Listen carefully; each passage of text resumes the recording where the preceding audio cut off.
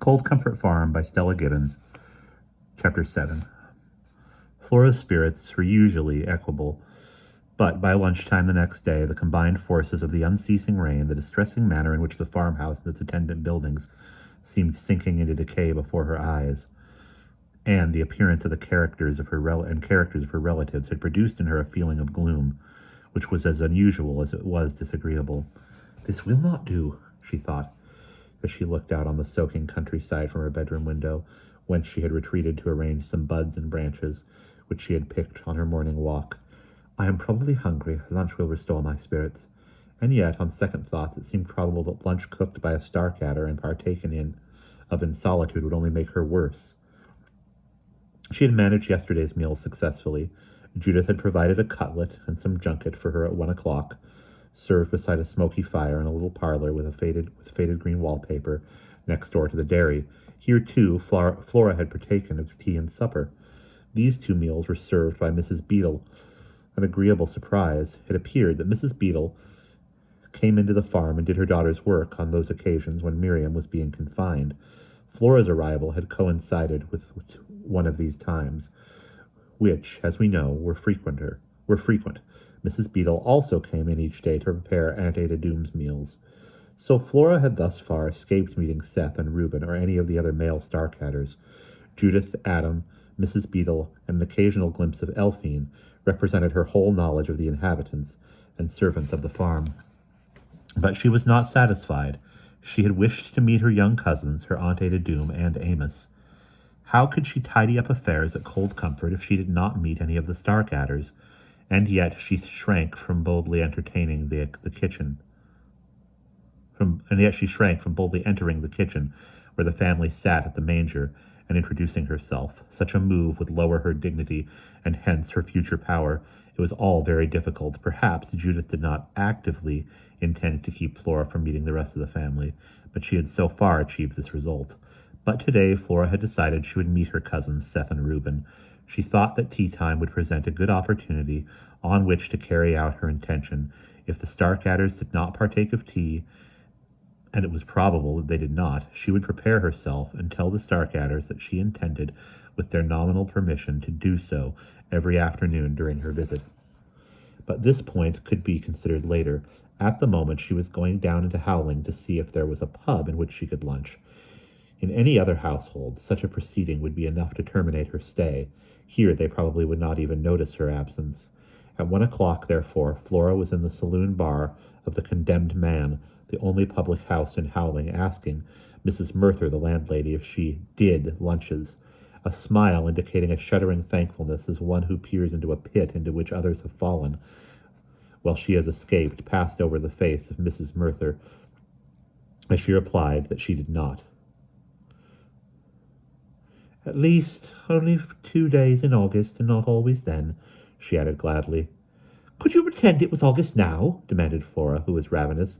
"No," replied Mrs. Merthyr simply. "Well, if I buy a steak at the butcher's, will you cook it for me?"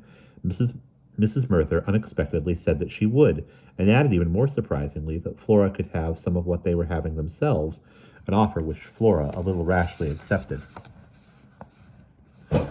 What they were having themselves proved to be an apple tart and vegetables, so Flora did quite well. She obtained her steak after some little delay with the butcher, who thought she was mad, and it seemed to her that a surprisingly short time elapsed between the purchasing of the steak and her sitting down before it, browned and savory, in the parlor of the Condemned Man. Nor did the hovering presence of Mrs. Merthyr cast an atmosphere sufficiently dismal to spoil her appetite. Mrs. Merthyr seemed resigned rather than despairing.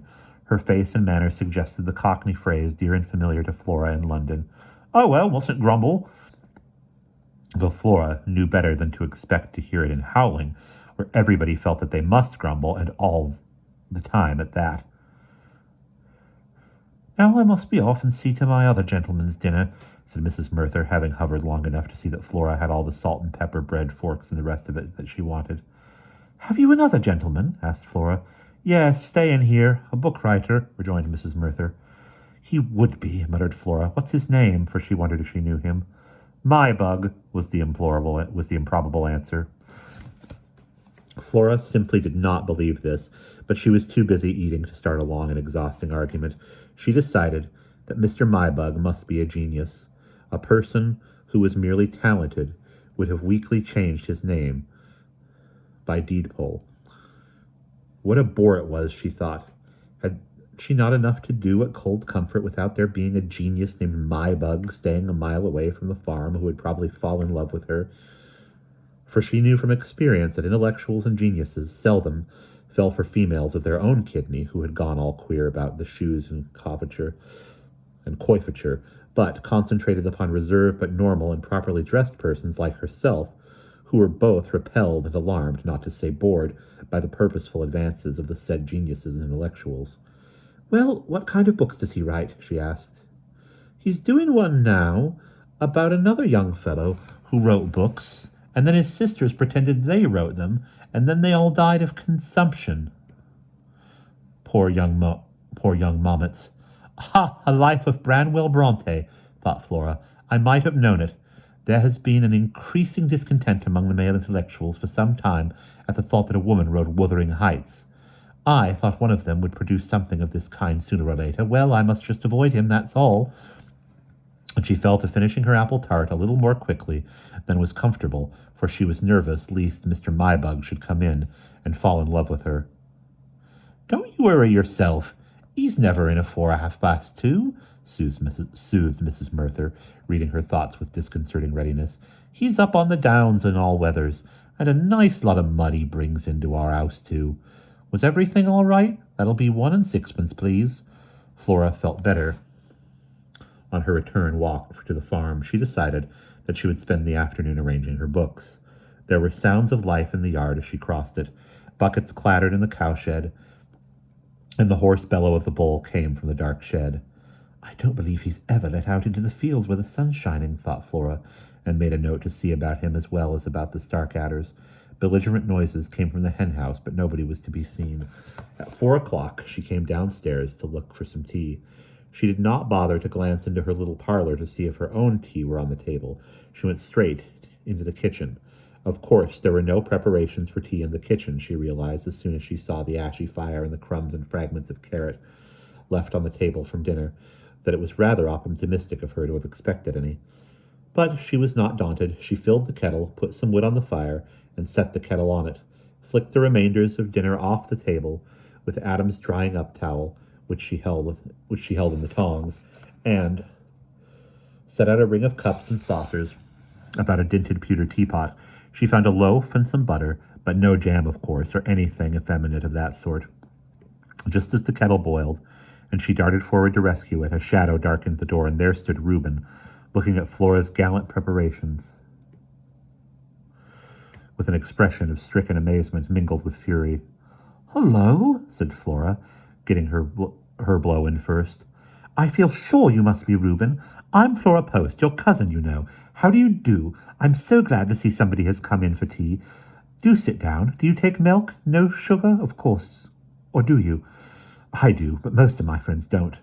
The man's big body, etched menacingly against the bleak light that stabbed in from the low windows, did not move. His thoughts swirled like a beck and spate behind the sodden gray furrows of his face. A woman, blast, come to wrest away from him the land whose love fermented in his veins like slow yeast. She-woman, young, soft-colored, insolent. His gaze was suddenly edged by a fleshy taint. Break her, break, keep in hold, and hold fast the land, the iron furrows of frosted earth. Under the rain lust, the fecund spears of rain, the swelling slow burst of seed sheaths, the slow smell of cows, the cry of cows, the trampling bride pride of the bull in his hour, all his. "Will you have some bread and butter?" asked Flora, handing him a cup of tea. "Oh, never mind your boots. Adam can sweep the mud up afterwards. Do come in." Defeated, Reuben came in. He stood at the table, facing Flora and blowing heavily on his tea and staring at her. Flora did not mind. It was quite interesting, like having tea with a rhinoceros. Besides, she was rather sorry for him. Amongst all the Starkadders, he looked as though he got the least kick out of life. After all, most of the family got a kick out of something. Amos got one from religion, Judith got one out of Seth. Adam got his from coddling the dumb beasts, and Elfine got hers from dancing about on the downs in the fog in a peculiar green dress, while Seth got his from mollocking, but Reuben just didn't seem to get a kick out of anything. "Is it too hot?" she asked, and handed him the milk with a smile. The opaque curve purred softly down into the teak depths of the cup. He went on blowing it and staring at her. Flora wanted to set him at his ease, if he had an ease, so she composedly went on with her tea, wishing there was some cucumber sandwiches. After a silence which lasted 7 minutes, by a covert glance at Flora's watch, a series of visible tremors which passed across the expanse of Reuben's face, and a series of low, preparatory noises which proceeded from his throat persuaded her that he was about to speak to her. Cautious as a cameraman engaged in shooting a family of 14 lions, Flora made no sign. Her control was rewarded. After another minute, Reuben brought forth the following sentence. "Aha! Scrantleted 200 furrows come 5 o'clock. Down I the butte." It was a difficult remark, Flora felt, to which to reply.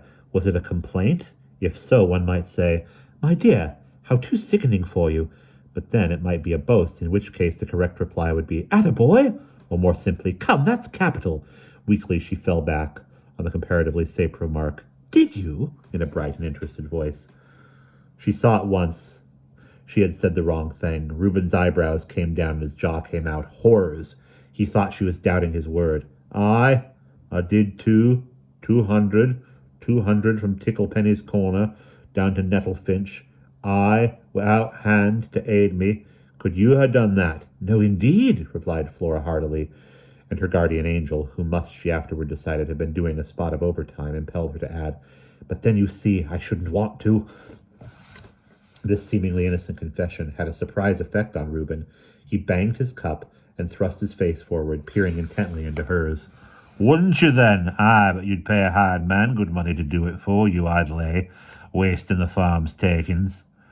Flora was now beginning to see what was the matter. He thought she had designs on the farm. "Indeed I wouldn't," she retorted promptly. "I wouldn't care if Ticklepenny's corner wasn't scranlented at all. I don't want to have anything to do with Nettlefinch. She smiled pleasantly up at Reuben. I'd let you do it all instead." But this effort went sour on her to her dismay. "Let," shouted Reuben, thumping the table, "let a Merksky Capsky word to use to a man who as has nursed a farm like a sick mommet, and a man as knows every inch of soil and patch of sook bind i' the place. Let. Aye, a fire word." "I really think we'd better get this straight," interrupted Flora. "It will make things so much easier. I don't want the farm, really I don't. In fact," she hesitated whether she should tell him that it seemed incredible to her that anyone could possibly want it, but decided that this would be rude as well as unkind. "Well, such an idea never came into my head. I know nothing about farming, and I don't want to. I would much rather leave it to people who do know everything about it, like you. Why, just think what a mess I should make of the sook-bind harvest and everything. You must see that I am the last person in the world who would be any use at scranletting. I am sure you will believe me." A second series of tremors, of a slightly more complicated type than the first, passed across Reuben's face.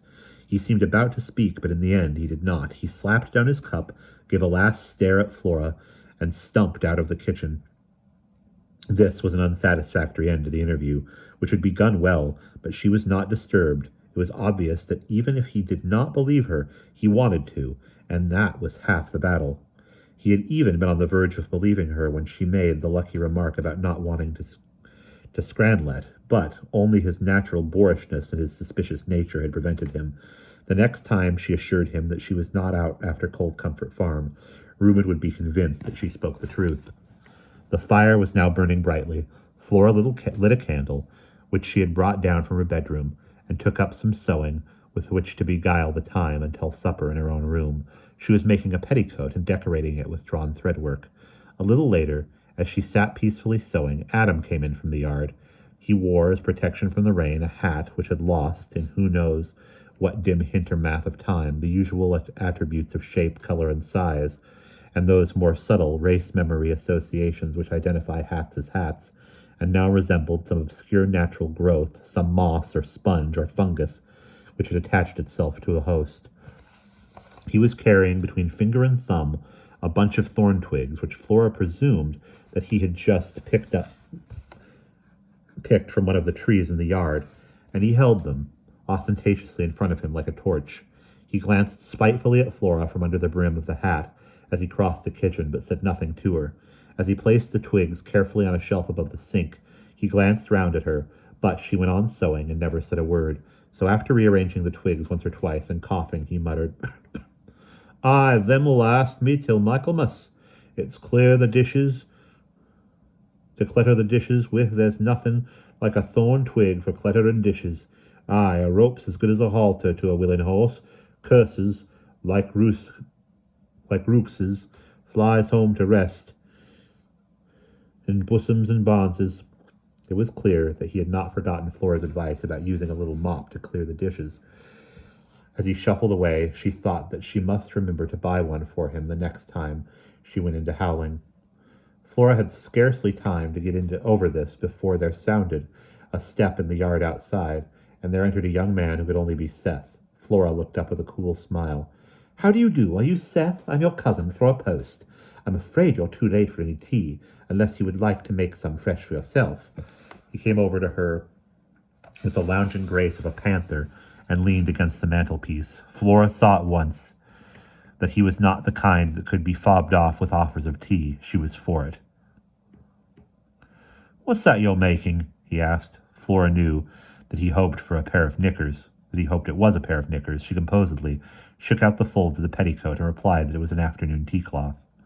"Aye, woman's nonsense," said Seth softly. Flora wondered why he had seen fit to drop his voice by half an octave. Women are all alike.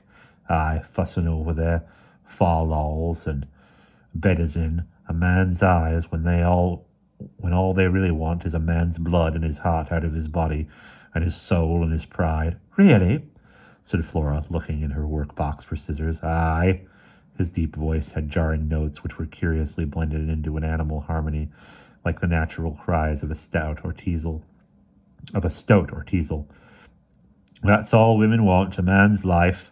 Then, when they've got him bound up in their fal-lals and bedders in ways, and their softness, and he can't move because of the longing for them as cries in his man's blood, do you know what they do then?" "I'm afraid not," said Flora.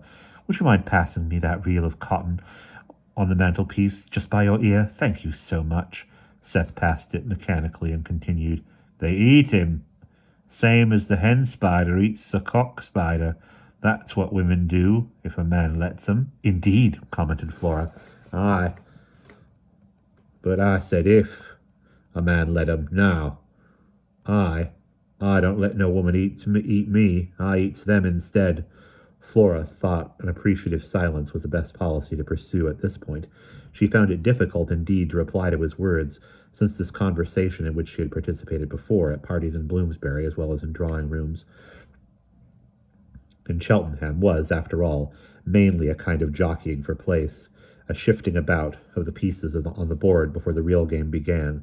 And if, as in her case, one of the players was merely a little bored by it all and was wondering whether she would be able to brew herself some hot milk before she went to bed that night, there was not much point in playing.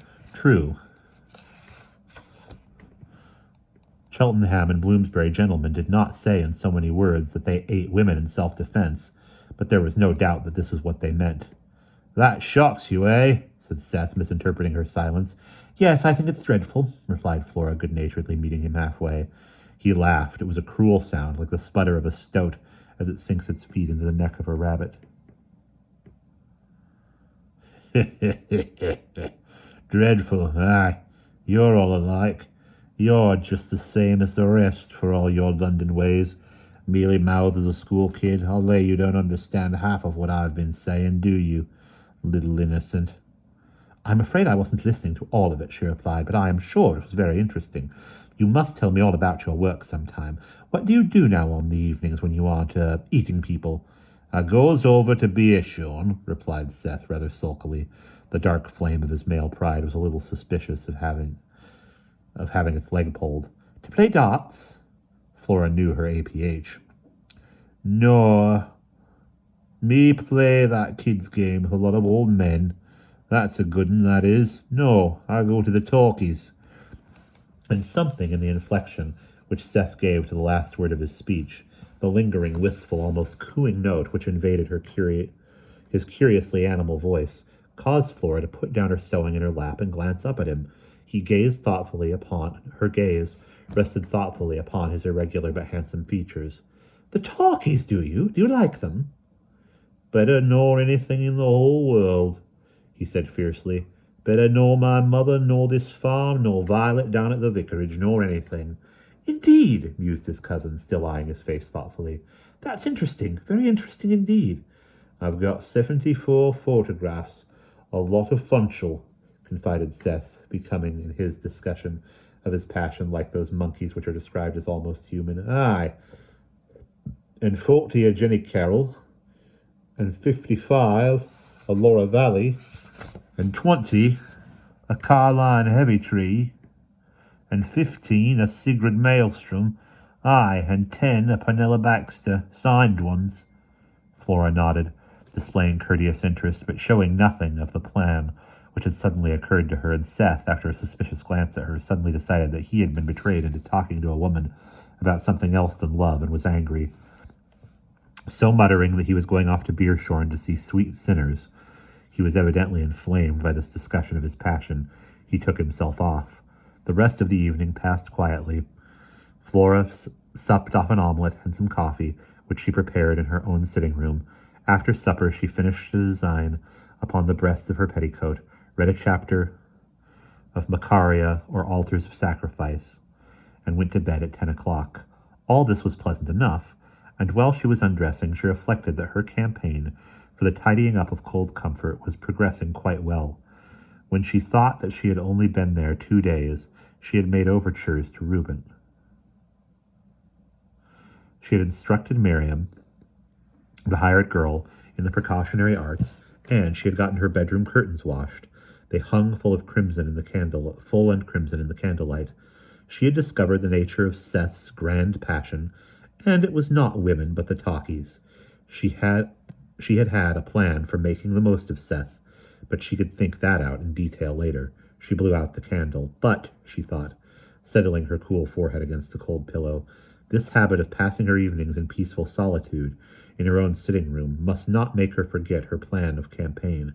It was clear that she must take some of her meals with the Starkadders and learn to know them. She sighed and fell asleep. And that is the end of chapter 7.